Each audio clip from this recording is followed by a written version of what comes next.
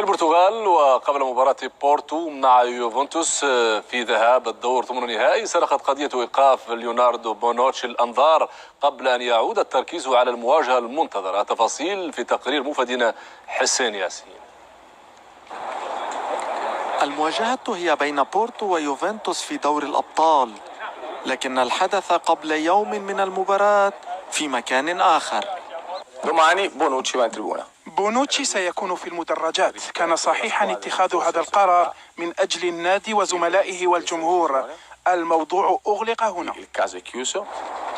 بونوتشي سرق الأنظار، بدا وحيدا، لكن لا وقت الآن للتفكير بتداعيات هذا القرار، فما ينتظر يوفنتوس ليس سهلا أبدا.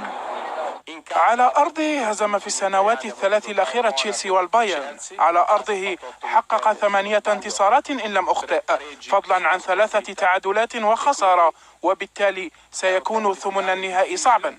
السؤال الآن من سيلعب في الدفاع وكيف سيعوض أليجري هذا الغياب، خاصة أن حالة بارزالي وكيليني البدنية ليست ممتازة. في المقابل يدرك أصحاب الأرض أنهم ليسوا مرشحين. أكثر من ذلك، هم لم يسبق لهم أبدا أن هزموا يوفنتوس. نحن نحترم كثيرا يوفنتوس ونعلم أنهم فريق كبير. استعدينا كي نقدم أفضل ما لدينا في هذه المواجهة. كثيرة هي التفاصيل والأرقام، المواجهات الصغيرة في المباراة الكبيرة، لكن أبرزها طبعا المواجهة الجديدة بين بوفون وكازياس.